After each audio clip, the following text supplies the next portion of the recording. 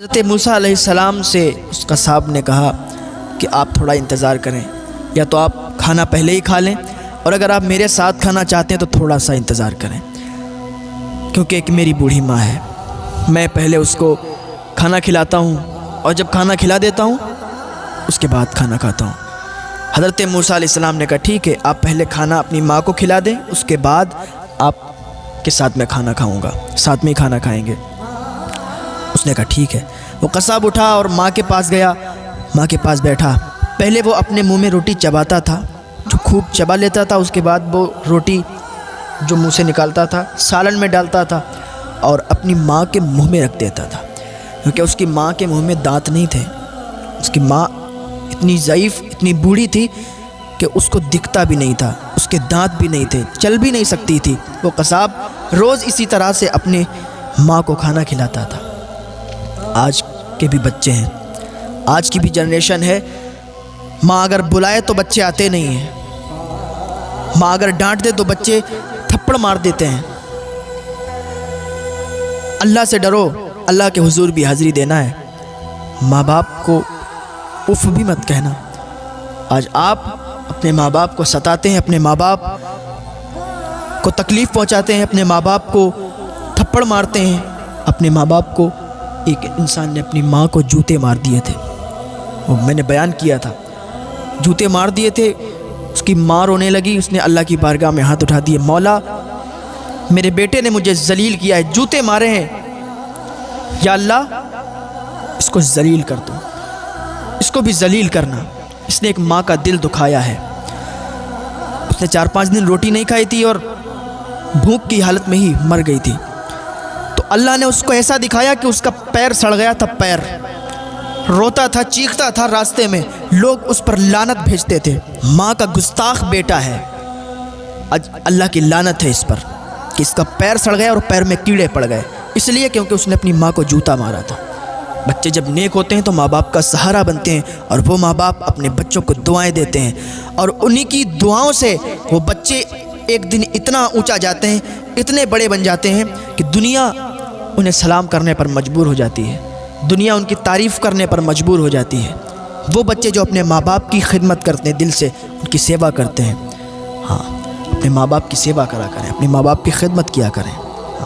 وہ بڑھاپے میں یہی سوچتے ہیں کہ ہمارے بچے جب جوان ہوں گے تو ہمارے بڑھاپے کا سہارا بنیں گے، ہماری خدمت کریں گے، لیکن آج سب کچھ الٹا ہو رہا ہے، کوئی نہیں جاتا ہے ماں باپ کے قریب۔ ہاسپٹل میں اگر آپ بیمار ہیں نا، ہاسپٹل میں اگر آپ 50 دن بھی رہیں گے، آپ کا دوست آپ کے پاس نہیں بیٹھے گا، آپ کا رشتہ دار آپ کے پاس نہیں بیٹھے گا، وہ 40-50 دن آپ کے پیتانے، آپ کے سرہانے جو بیٹھی رہتی ہے وہ ماں ہے۔ ہاں، ماں کا مرتبہ اور ماں کا رتبہ بڑا اعلیٰ ہے، ماں بیٹھی رہتی ہے۔ کوئی دوست، کوئی احباب، کوئی رشتہ دار آپ کے پاس ہر وقت 24 گھنٹے نہیں بیٹھیں گے، لیکن ایک ماں ہے جو آپ کے چارپائی کے قریب 24 گھنٹے بیٹھی رہتی ہے۔ جب تک آپ کھانا نہیں کھاتے ہو نا، آپ کی ماں، آپ کے بابا کھانا نہیں کھاتے ہیں۔ ہاں، یہ ماں اور باپ کی محبت ہے اپنے بچوں کے لیے، بچوں کو بھی سمجھنا چاہیے، بچوں کو بھی یہ دیکھنا چاہیے کہ یار ہمیں بھی اپنے ماں باپ کا سہارا بننا چاہیے۔ وہ فخر کرتے ہوتے ہیں، اگر کسی کا بیٹا اونچے عہدے پہ چلے جاتے ہیں نا تو ماں باپ فخر سے کہتے ہیں یہ میرا بیٹا ہے، یہ میرا بیٹا ہے۔ لیکن وہی بیٹا اگر ماں باپ کے منہ پہ تماچا مار دے، ماں باپ کو ذلیل کر دے، رسوا کر دے، تو پھر ان کے دل پہ کیا گزرتی ہے، کلیجے ہل جاتے ہیں ان کے۔ ابھی تک جو بچہ غریب ہے، کوئی کام دھندہ نہیں ہے اس کے پاس، اور اگر ایک دم اللہ نے اسے اتنی عزتوں سے نواز دیا، اتنا اونچا، اتنا بلند مقام اسے دے دیا، تو آگے چل کے وہ اپنے غریب باپ کو بھول جاتا ہے۔ اگر اس کے دوستوں کے سامنے اس کے غریب باپ آ جائے تو اپنے باپ کو باپ ہونے سے انکار کر دیتا ہے۔ لوگ پوچھتے ہیں کہ یہ آپ کے والد ہیں، کہ یہ آپ کے باپ ہیں؟ کہتا تھا نہیں نہیں، یہ میرے باپ نہیں ہے۔ اگر کوئی رکشہ چلاتا ہے اور اس کا بیٹا ایک اونچی پوسٹ پر چلا گیا ہے، اونچے عہدے پر چلا گیا ہے، اور کبھی ایسا ہو کہ وہ رکشہ چالک، وہ باپ اپنے بیٹے کو کہیں مل جائے اور اس کے بیٹے کے ساتھ اس کے کئی دوست بھی ہوں، تو بیٹا یہی کہتا ہے کہ یہ جو رکشہ چلا رہا ہے یہ میرا باپ نہیں ہے. یار انکار کر دیتے ہیں. کیسے لوگ ہیں وہ جو اگر اونچا عہدہ مل جاتا ہے، جن کو اوقات بھول جاتے ہیں، اپنی حیثیت بھول جاتے ہیں کہ ہم کیا تھے اور آج کیا ہو گئے. کس کی دعاؤں کی وجہ سے ہو گئے؟ کسی کی دعاؤں کی وجہ سے نہیں، بلکہ ماں باپ کی دعاؤں کی وجہ سے آج انہیں اتنا اونچا بلند مقام ملا ہے. ہاں، اور آج ماں باپ کو بھول بیٹھے ہیں. بہت سی اولادیں ہوتی ہیں اپنے ماں باپ کو گھر سے نکال دیتی ہیں. بہت سی اولادیں ہوتی ہیں جو اپنے ماں باپ میں لڑائی جھگڑا کرتی ہیں کہ آج تم کھانا کھلاؤ گے تو کل میں کھانا کھلاؤں گا. اگر 4 بھائی ہیں تو 4 بھائی بھی ان کو تماشا بنا کے چھوڑ دیتے ہیں کہ کل تمہارے گھر ماں کھائے گی، پرسوں تمہارے گھر کھائے گی، ترسوں تمہارے گھر کھائے گی، آج میرے گھر کھائے گی. یار یہ کیسی بات ہے؟ ماں باپ کا بھی دل ہے. جب تم 4 بھائی تھے، چھوٹے تھے، تو کبھی یہ نہیں کہتی تھی کہ کل تمہیں پیار کروں گی، پرسوں تمہیں پیار کروں گی، نرسوں تمہیں پیار کروں گی، کل تمہیں پیسے دوں گی، پرسوں اسے پیسے دوں گی. چھوٹے پہ تو بہت ماں چلاتے تھے کہ نہیں ماں میری ہے. دوسرا کہتا تھا ارے ماں میری ہے. اب جوان ہو گئے، اب کیا یہ طریقہ کیوں بدل دیا؟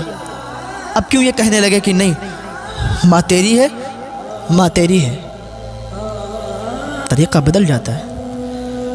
یا جیسے بچپن میں تھے ایسے ہی جوانی پہ رہو گے نا، ماں باپ کے دل کی ٹھنڈک بن کے رہو گے. ماں باپ کو کبھی تکلیف نہیں ہوگی. جیسے بچپن میں پیش آتے تھے ویسے ہی اگر جوانی پر پیش آؤ گے ماں باپ کے سامنے، ماں باپ کا دل خوش ہو جائے گا. اور اسی خوشی کی حالت میں اگر دعا دے دیں گے تو سیدھے جنت میں جاؤ گے. گناہوں کو معاف کر دیا جائے گا. ماں باپ کی دعائیں تو ایسی ہوتی ہیں زنجیریں توڑ دیتی ہیں. حضرت موسیٰ علیہ السلام دیکھ رہے ہیں کہ وہ بیٹا اپنے منہ میں وہ روٹی کو چبا رہا ہے، بعد میں سالن میں ڈال رہا ہے اور بعد میں اپنی ماں کے منہ میں ڈال رہا ہے. اب ماں جب اس روٹی کو کھاتی ہے نا، کھا کے اللہ کا شکر ادا کرتی ہے. اللہ کا شکر ادا کرنے کے بعد ہاتھ اٹھا دیتی ہے، مولا میرے بیٹے کو حضرت موسیٰ علیہ السلام جو تیرے نبی ہیں جنت میں ان کا رفیق بنانا.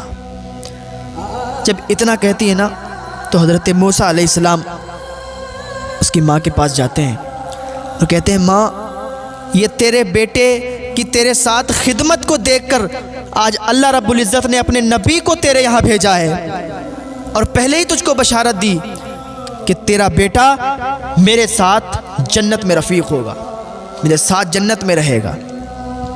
ماں کی دعاؤں میں یہ اثر ہے. یار ماں باپ کی خدمت کر لو. بہت لوگوں کی ایسی بیویاں ہوتی ہیں، میں سب کی بات نہیں کرتا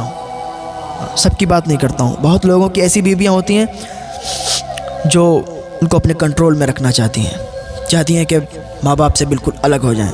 اور بہت سی ایسی بیویاں ہوتی ہیں جو اپنی ساس کو اپنی ماں بنا کے رکھتی ہیں، اپنے سسر کو اپنا باپ بنا کے رکھتی ہیں. مل جل کے رہتی ہیں. وہ سوچتی ہیں جیسے میرے ماں باپ ہیں ویسے میرے ساس سسر بھی میرے ماں باپ ہیں. یہ سوچ کے رہا کرو میری بہنوں، یہ سوچ کے رہا کرو کہ ساس سسر بھی ماں باپ کی طرح ہیں.